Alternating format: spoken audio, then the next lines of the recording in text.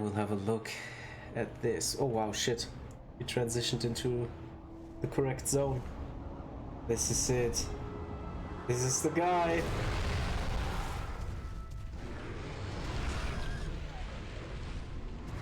I think this is the first real threat.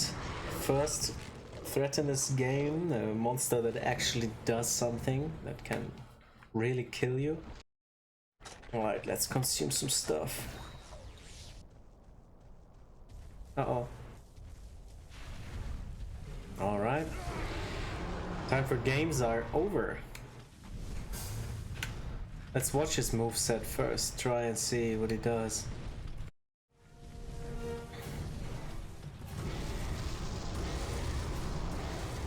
Okay, okay.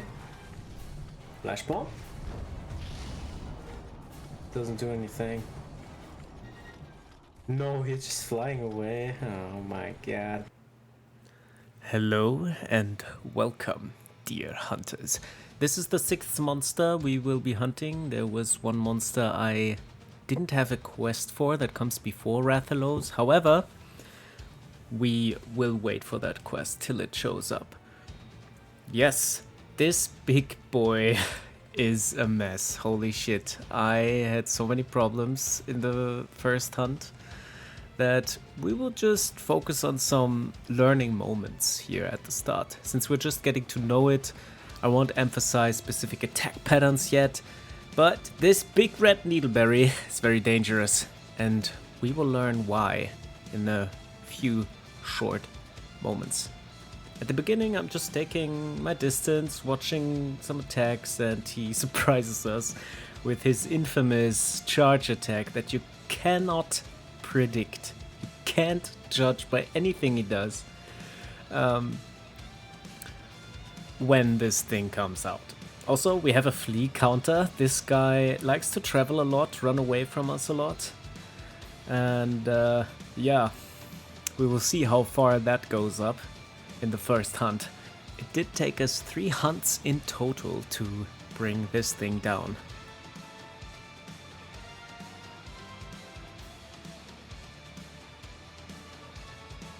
Just one more landing, and what does he do? He immediately takes off and goes somewhere else again.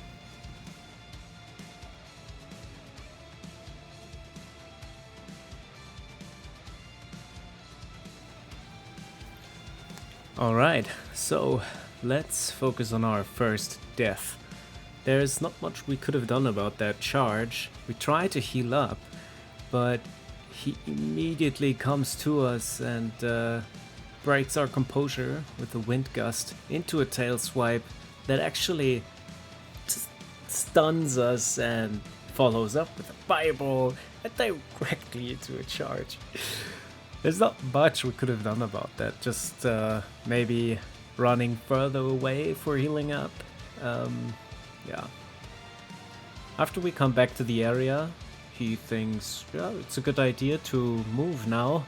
We chase him up and he immediately moves again, which is kind of frustrating at this point. However, we will try to manage. What we now learn is in those few next moments that his vicinity, just the general area around him is super dangerous and full of chip damage hit zones. We encounter a tail swipe, double tail swipe, which I'm not used to. Normally the tail swipe only goes in one direction. Every monster has like one direction, but Rathalos, he can actually do both directions and simply turn the other way, which surprised me again. We do get some chip damage in, and here we can see get knocked back a lot. His stomping does damage, and even when we roll through his feet there, the back of his tail, even though he did a peak smash with his head, even the back of his tail did hit us, which you can't kind of afford that. But sometimes, as you can see here, it goes well if we stay at his feet. However, an immediate charge will always interrupt that. Alright, So, looking for opening windows. He does take a landing and immediately takes off again. And this is the 5th time he fled from us. Quite annoying. We follow him to area 4 and get some more damage in. Rolling through the legs oftentimes saves you from his charge. However, our next idea is to go for a pit trap. Just to create a damage window, but he's like, nah, fuck that. No pit trap for you, and flees again immediately. Alright, so we get cocky and overconfident because of a flinch here, and get some nice damage output that fuels our rage in battle. But Rathalos is intent on showing me that he is a force to be reckoned with, and you should not let your feelings get ahead of you. A quick charge punish for us sends us into his wind pressure, immediately followed up by a charge, stunning us, and charge again. Guess what? We die a 2nd time. Nothing much we could have done about that. We are happy in area 4. The pit is still there, the pitfall, but again, he sees the trap and it's like, nah, let's move somewhere else. It was really frustrating. We was just following him around. So let's clear some velocidromes and hopefully... No. Why fight if you could just go to area 6 where it's least favorable to fight him? We follow him, he doesn't notice us, so I don't count this flee. Indicated by normally the yellow eye next to your name. So we move back to 5. And this time he does notice us. But even though he notices us, what does he do after landing? Maybe you guessed it, but we get 1 hit in and he's like, nah, maybe I go somewhere else. So this is the 8th time we have to follow him somewhere. So we try to create damage windows and we find him in area 10 and try and use a flash bomb, which he just nah, why should I get flashed if I could just choose not to? So we now have I think the 3rd death incoming at the conclusion of the first hunt. He screams at us, followed into a fireball. But this was kind of our fault. We engaged him with 50% health and sends us to our death. This cat here tries to live the life of an adventurer as well and wants a piece of that juicy Rathalos glory. Damn, first hunt is over. What a fest. Let's focus on some learning points and what we can learn from the first hunt. Let's draw some conclusions while we're at it. So his vicinity is dangerous. He stuns you a lot into feints. Simply by engaging with too little HP or just underestimating the range of his wind gusts can cost you your life. As much as saying that pains me, but we don't write the rules, and complaining about these wonky mechanics won't make you a better hunter. This red bloody booger probably steeled his wings with 3000 hours Flappy Bird grind and holds the world record in his domain, the forest and hills. And I can respect the grind, dedication to achieve such powerful flappy flaps. Nevertheless, the point I really want to stress here though is that yes, it's easy to call his behavior of unintuitive hitboxes, bad RNG, unforeseeable charges, and huge wind pressure zones. You could call that bad and a overly punishing design by modern development standards, but for 2004, this was awesome. You learned quickly that this fire dragon is actually a danger to your life, and every step towards it will teach you fear of losing it. Even if we go ahead and call this fight badly designed, this won't help us in bringing this bird to the ground. So, also remember, innocent people in the village of Kotoko rely on us to ensure the safety of their lives. The other hunter in the city is still bragging about some kill he had with some drone, but we are above that, especially with this overly big project. Again, what I wanted to say is that this fight is an invitation to giving up and calling this a bad game. However, I'm a believer. Doubts and a hurt ego just because he ignores a lot of flash bombs and a premature judgment won't help us. So let's kill this Rathalos and claim its tail. In general, you have to create these big damage windows. This one time here, I could actually get in some really nice damage after a flash bomb into a flinch. However, the tail interrupts us. So how do we create these big windows? Well, flash bombs and pitfall traps. Also, if he sleeps, you can use bombs. However, having bombs needs resources and is a big investment into the hunt. So this brings us to our second conclusion. While the first was like, he's kind of unfair, and the second is, this fight is not about skill, but a fight of resources. Potions are dwindling from chip damage, from his feet and actual speed charge attacks that are not dodgeable if you are too close. It's not a player versus game, it's game versus game. You can't use your skill to get an edge.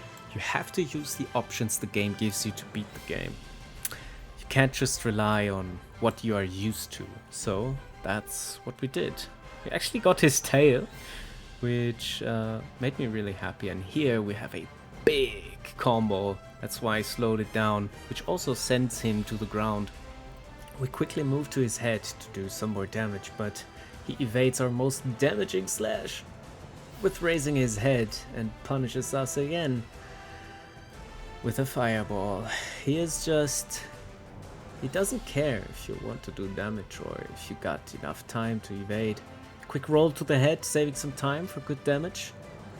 So again, positioning is very key. Also, this roll saved us from a beak smash, which is kind of nice, but in general you won't have the good decision making to always choose the right direction to roll in. We follow him to his lair and he is already limping. However, we have 10 minutes left. Here's a big learning moment though. He hits us with his venomous dive, and this is actually one of the rare times where guarding is super important. We didn't have enough time to reach him again after the poison just claimed us. We didn't have any potions left, so the poison just killed us. But I underestimated guard in the moveset video. Definitely did. Underestimated. We do need it for those big attacks that are undodgeable by the greatsword slow movement standards. So the guard actually saves you a potion, saves you an antidote. Yeah. So, third hunt. Here we are. We learned that the only thing possible to do for real damage windows is pitfall traps and flash bombs, and we always keep our distance. We always try to go away. We learned that we have to save resources by guarding those big attacks. We learned that good RNG can help us if we stay at his feet, even though we get some knockoffs with the weapon. Here we are just dancing around him, doing some good damage. However, this was only possible because of good RNG. This is not a thing that you can always reliably do. So another pitfall trap, another good damage. We also switched up the trousers from the first hunt, so we get the Kutku set bonus with attack up small, so we could really capitalize on those big damage windows. Let's see where this clip is going. Ah, right, yeah. Just a casual raw into a fireball. And next up, create the next big damage window. This is what we learned. It's not about skill, it's about coming prepared, using the game's resources to your advantage, because you are a small, tiny spot in the world, and this thing is an apex predator, and he rules this forest and hill. Is his domain. However, again, big damage window. Let's get some damage in while we can, until the next charge. It will come. It will definitely come. Of course, he moves away and we follow him. Missed the paintball, but again, what we're looking for here is the big damage window. Notice that my attacks move me around him, and I use the directional changes to not having to stop doing damage. This is actually such a nice advantage the greatsword has. I'm not sure if other weapons can do this, but we use the directional changes to keep attacking him. Keep swinging, keep swinging. Learned that guard is important. And then he takes off for 1 minute. This is 3 times sped up. We just chill, sharpen our weapon, chill some more, heal up, whatever. It's just how he is. A lot of standing around. He comes back. We do some nice evading. Get a flinch, but most likely this will be interrupted again. So good RNG can give you this.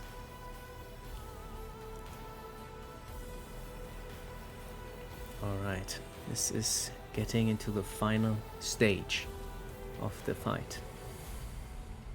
This accumulates to everything that we have learned. We're blocking those big undodgeable attacks. We are trying to stay at his feet, capitalize on flinches, and just hoping that he doesn't have a charge. However, this just feels awesome. Being there and just hitting him. However, the charge does connect. RNG was not on our side. Heal up and go in again. Our resources are kind of at the low right now. We don't have anything that helps us to create more damage windows, so rinse and repeat. The damage windows don't exist anymore, and we don't respect his dangerous vicinity and get stunned into death. Alright, this hunt comes to a conclusion. At the end of the day, it's just a game, so you are forced to use the mechanics of the game and are often powerless if you don't do so. You have to respect his wonky mechanics or you will get punished. Even though it is a resource fight, your skill can help save those resources, preserving them for a longer period of time, guarding when necessary to save antidotes, turning your attack direction when otherwise you would lose damage windows created by your resources, and always reflect on how you approached a fight. Did I make a smart choice? And don't be afraid of calling yourself stupid if you didn't. Laugh it off and grow. I'm very happy to share this experience with you guys. The few comments arriving on my channel made me happy. Thank you for hanging out with me today. I had a lot of fun and learned a lot from this guy. I hope you did have fun too. I hope you have a great day, and if not, maybe you can find a way to cheer yourself up. Don't be too hard on yourself. Live a little. Alright, bye bye.